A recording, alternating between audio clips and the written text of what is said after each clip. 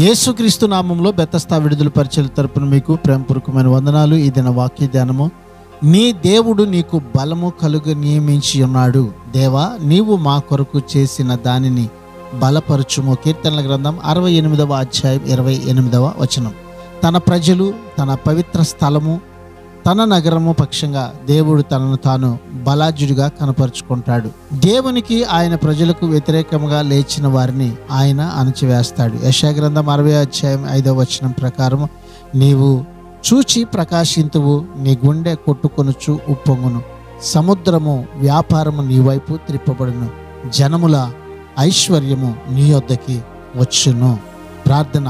మహాపరిశుద్ధుడా, మహోన్నతుడా, జీవం కలిగిన మా మంచి యేసయ్య, నీ మహాకృపను బట్టి ప్రేమించి మరొక నూతన దినాన్ని మాకిచ్చినందుకు నీకు వందనాలు, స్తోత్రాలు చెల్లిస్తూ, నీవు మాకు బలము కలుగచేసి ఉన్న మంచి దేవుడుగా, మా కొరకు ప్రభువా నీవు చేసిన ప్రతి కార్యాన్ని స్థిరపరిచేటువంటి మంచి దేవుడుగా మాకున్నందుకు నీకు వందనాలు, స్తోత్రాలు చెల్లిస్తూ, ఈ దినాన ప్రభువా ఈ నీ ప్రజల పక్షముగా బలమైనటువంటి నీ కార్యాన్ని జరిగించమని ప్రభువా అయ్యా, ఇదిగో తండ్రి, జనముల ఐశ్వర్యము ఈ బిడ్డలు అనుభవించినట్లుగా నీ మహా సన్నిధి శక్తి బలము చేత ప్రభువా అయ్యా, ఒక బలమైనటువంటి కార్యము కొరకు ఈ ప్రజలను మీరు సిద్ధపరిచి బలపరిచి నీ సన్నిధిలో ఉన్నటువంటి క్షేమం మేలు చేత ప్రతి ఒక్కరిని దీవించి ఆశీర్వదించమని యేసు పరిశుద్ధ నామములో ప్రార్థించి అడిగి వేడుకుంటున్నాము తండ్రి.